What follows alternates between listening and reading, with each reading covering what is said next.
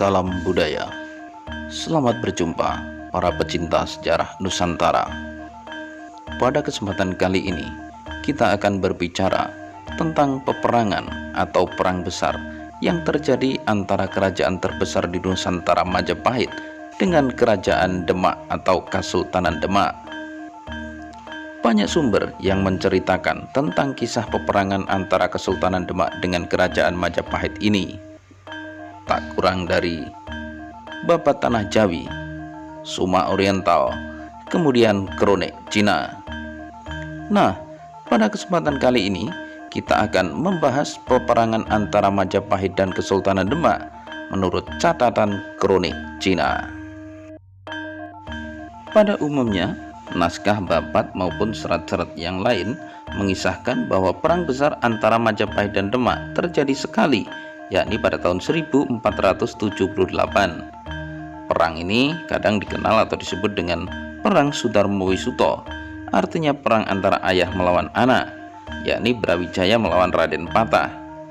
Tapi cerita ini cenderung bertentangan dengan fakta sejarah yang diperkuat oleh prasasti Petak dan Jiu, bahwa Brawijaya dijatuhkan oleh Girindrawardhana pada tahun 1478. Ya, naskah Babat dan serat tidak mengisahkan lagi adanya perang antara Majapahit dan Demak sesudah tahun 1478. Sementara itu, menurut catatan Kronik Cina yang ditemukan di kuil Sampokong Semarang, perang antara Demak dan Majapahit terjadi lebih dari satu kali, atau tepatnya malah berkali-kali. Masih menurut Kronik Cina, dikisahkan bahwa pada tahun 1517 Pabutala bekerja dengan bangsa asing di Moaloksa atau Portugis di Malaka, sehingga hal tersebut mengundang kemarahan penguasa Kesultanan Demak. Yang dimaksud bangsa asing ini sekali lagi adalah bangsa Portugis yang ada di benteng Malaka. Demak kemudian menyerang Majapahit. Pabutala kalah namun tetap diampuni dan tetap pada kedudukannya sebagai penguasa Majapahit. Perang ini juga terdapat dalam catatan Portugis, Suma Oriental. Pasukan Majapahit kala itu dipimpin oleh seorang bupati muslim dari Tuban yang menurut catatan disebut sebagai Patevira. Selain itu, Majapahit juga menyerang Giri Kedaton, salah satu sekutu Demak atau kekuatan Islam yang berada di Jawa Timur. Namun serangan ini gagal. Bahkan panglimanya kemudian masuk Islam dan mendapat gelar Kiai Mutalim Jagalpati. Sepeninggal Sultan Patah pada tahun 1518, yang menggantikan kedudukannya sebagai Sultan Demak adalah Pangeran Sabranglor. Beliau berkuasa sampai dengan tahun 1521. Sepeninggal Pangeran Sabranglor yang memang tak berusia lama, kekuasaan atau tahta Demak selanjutnya diduduki oleh Sultan Trenggono, salah satu putra dari Sultan Patah. Menurut catatan Cina, pergantian tahta ini dimanfaatkan oleh penguasa Majapahit untuk kembali bekerja sama dengan Portugis. Karena hal tersebut, perang pun meletus lagi. Ini terjadi pada tahun 1524. Pasukan Demak menyerbu Majapahit. Pasukan Demak di bawah pimpinan Sunan Ngudung, salah satu anggota Wali Songo, yang memang menjabat sebagai panglima perang kerajaan Demak atau Kesultanan Demak.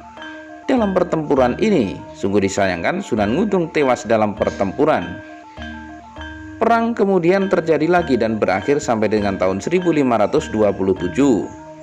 Pada tahun 1527, pasukan Demak menyerbu Majapahit di bawah pimpinan Panglima Sunan Kudus.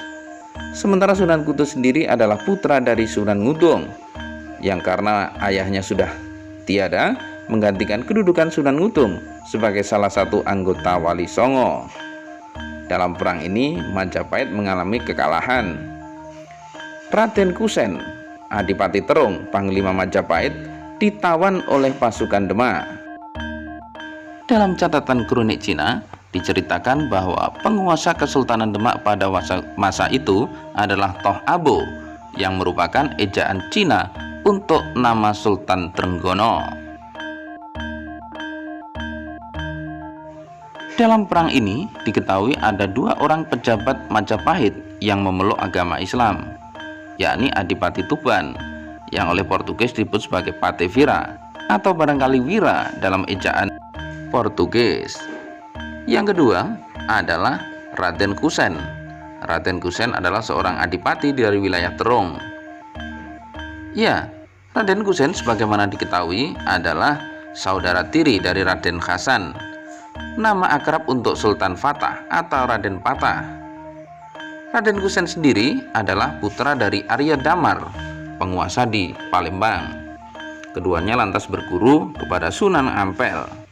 Karenanya tak heran jika Raden Kusen yang kemudian mengabdi kepada Majapahit memeluk agama Islam dengan taat. Pun juga Adipati Tuban.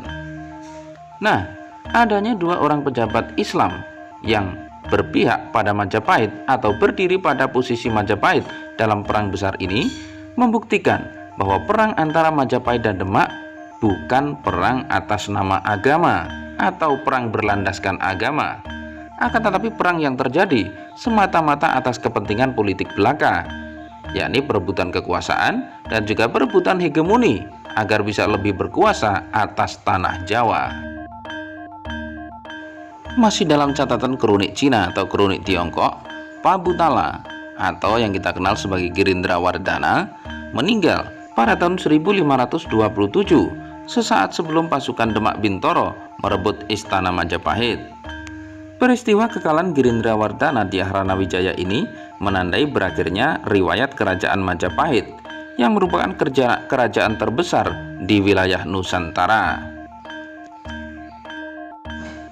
Menelaah sejarah memang tidak pernah ada habisnya, selalu dibumbui dengan pengetahuan baru dan juga diwarnai dengan perdebatan-perdebatan di antaranya. Sama juga ketika kita membahas perang besar antara Majapahit dan Demak ini, banyak sudut, banyak versi, dan tentu saja banyak pendapat yang mewarnai dalam pembahasannya. Anda menganut versi yang mana? Versi Suma Oriental yang merupakan catatan perjalanan Tom Pires, ataukah catatan kronik Cina dari kuil Sampokong Semarang, atau juga barangkali Anda menganut apa yang tertulis dan tersirat dalam Babat Tanah Jawi. Semuanya terpulang kepada Anda sendiri, karena sejarah memang belum final, dan sejarah akan selalu ditulis ulang apabila diketemukan bukti ataupun inskripsi-inskripsi yang menyebut peristiwa tersebut secara gamblang, sehingga bisa dibilang inilah versi terbaru atau versi yang sudah direvisi dari sejarah yang sudah kita ketahui. Akan halnya catatan tentang peristiwa perang besar antara kerajaan Majapahit dengan Kesultanan Demak, menurut kami bukanlah suatu hal yang pantas untuk diperdebatkan. Akan tetapi adalah sebuah peristiwa besar yang layak kita ketahui dan tentu saja wajib kita pelajari agar kita bisa mengambil contoh bahwa peperangan yang terjadi di antara bangsa sendiri, yakni Majapahit dan Demak, yang sama-sama suku Jawa, sama-sama bangsa Indonesia pada era sekarang, adalah satu hal yang merugikan untuk kita sendiri. Faktanya adalah keruntuhan Majapahit disambung juga dengan keruntuhan Demak, yang mana keduanya adalah kerajaan-kerajaan besar yang sangat mewarnai sejarah perjalanan negara ini atau sejarah perjalanan bangsa ini. Nah, tentu saja kita tidak berharap peristiwa-peristiwa seperti ini terulang kembali dan pada akhirnya meruntuhkan negeri ini, karena kita tahu pertikaian hasilnya adalah kerugian. Cukuplah sudah antara Majapahit dan Demak, dan jangan diulang lagi pergeseran-pergeseran, pergesekan-pergesekan yang melahirkan pertikaian dan peperangan di antara anak bangsa.